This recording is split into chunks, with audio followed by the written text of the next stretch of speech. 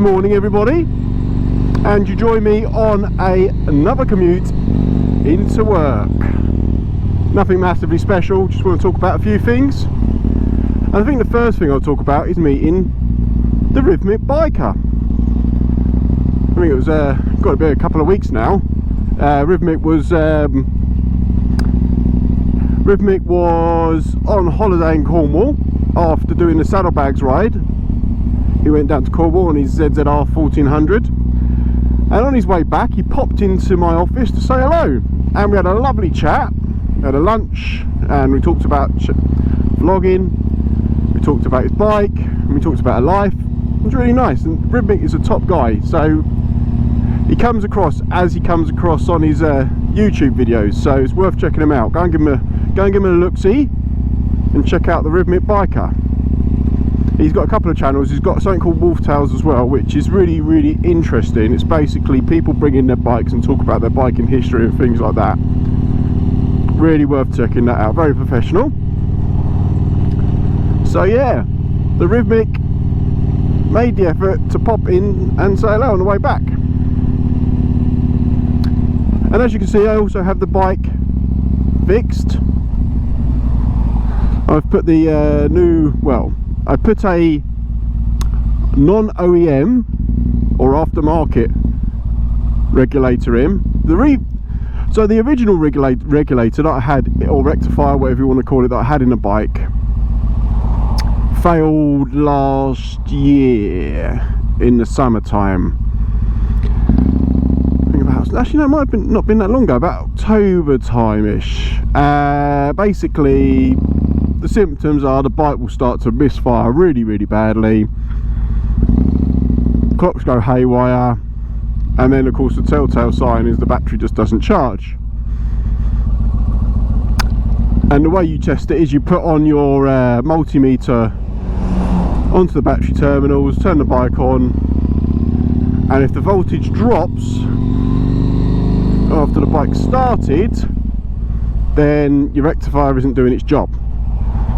What you can do is you can go and get an OEM rectifier, but for this bike, for some other reason, there's stupid money, and I think they're actually a similar part to other bikes. I got a non-OEM one which was about 40 quid, and it died again. And this part basically is across lots of different manufacturers, and there's quite a history of the Chinese fake ones failing, so that's failed and it died. So I got a new one. I got I think it's a JPM or something like that. It's basically supposed to be better than an OEM, and it cost me near on £150, so hopefully that will rectify my issues. We'll see how that goes. But yeah, now the bike's working. I'm getting a good 13 to 14 volts when the bike's running on the battery, so that means the battery's getting a good charge.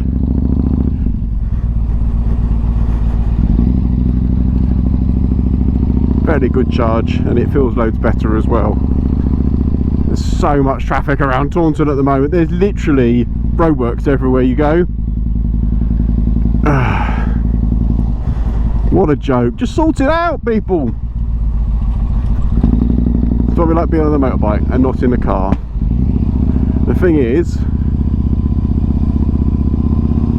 when you need to take the car, it takes forever to get anywhere. Joke. And as the channel currently stands, we're well over 1,500 subscribers. Stunning. Never thought I'd get that far. And I was just looking back through my videos to see which ones are most popular, and the popular one seems to be my Tall Riders discussion one. Now, not because of views, because I've got other things that have got loads more views but not as many subscribers. The Tall Riders one seems to be doing very well for subscribers. Now obviously I'm a tall rider. I struggle to fit many bikes, including this one. I just about fit on this one. It's just about comfortable enough for me. But it is a subject that people of a height, like I'd say over 6'2", 6'3" maybe down at 6 foot. It depends on your your body dimensions, especially if you've got long legs like I have, it makes choosing a motorbike hard.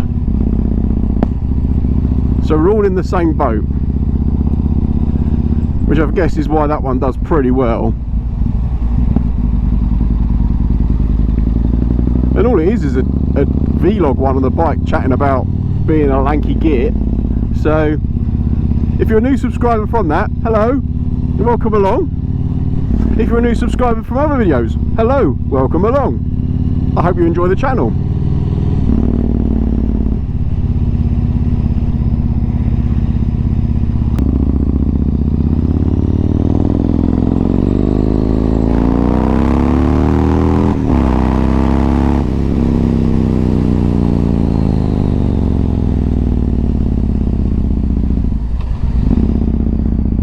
As the summer goes on, I'd like to meet some more other YouTubers that I subscribe to and follow.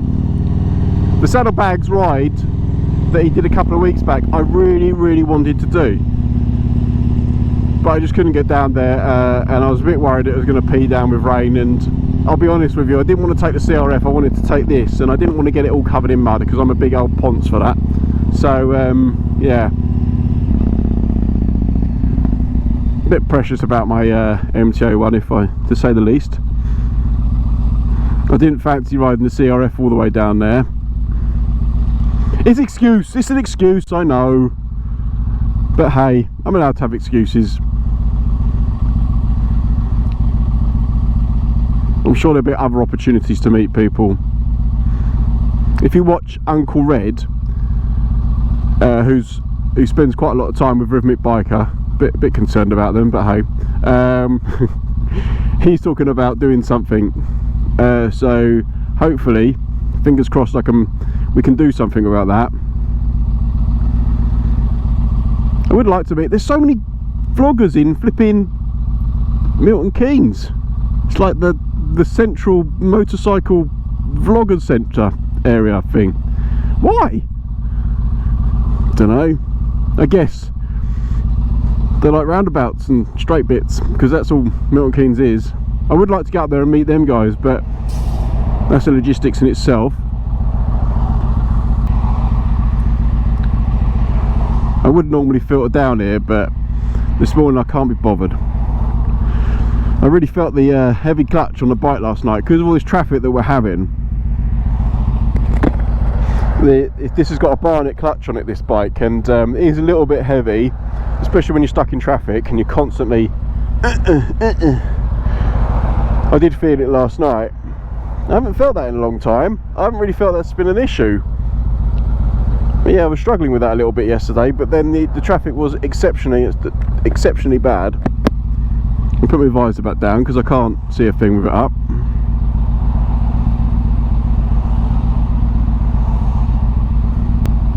Now that I've changed the regulator, I am a little bit paranoid. I've got a tester in my pack. I'm literally, every time I'm stopping anywhere, I'm like, test it, make sure it's charged, make sure it's charging. I'm going to be like that for a little while. I don't want to get stranded in places. I took a little ride up to Bridgewater the other day just to test it out, and if you check my facials, whoa, that's another thing altogether. If you check my Instagram and my Facebook, you'll see that I went up to a place called Last Year's Gear just to have a look what they do, and they tell you what, it's really good actually. I wish I'd gone there before. They got some really good value for money clothes, helmets, boots. They have like a clearance area and they have a brand new area. But even the brand new stuff is really good value because it's like models and stuff that didn't quite sell, or that it's like leftovers at larger places. But really good value. So if you're in the area of Bridgewater, anywhere in that area, do go check out Last Year's Gear.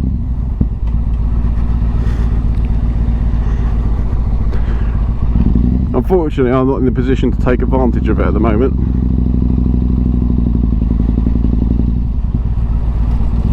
You know, this looks like it's starting to come to an end now, this junction that they've been building.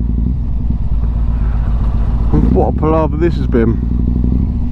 I'm all for changes and improving stuff, but it's a massive inconvenience. And this is a new road, so why not do that in the, you know, when you built the road? They've literally had this road open for about 2 years, and now they're putting new junctions in it. Seems a bit piss poor planning to me.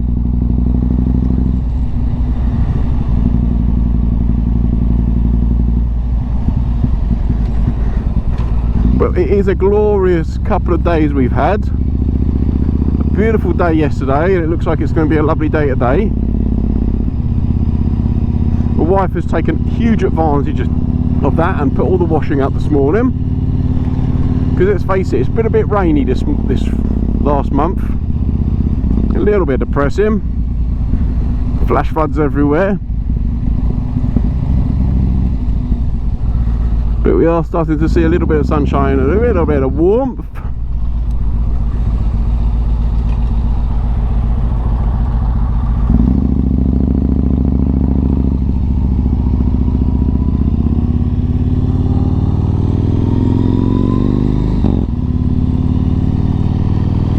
But anyway, thanks for watching, thanks for subscribing. If you haven't done so already, please do. Give us a thumbs up, and I'll see you next time on Tom's TC.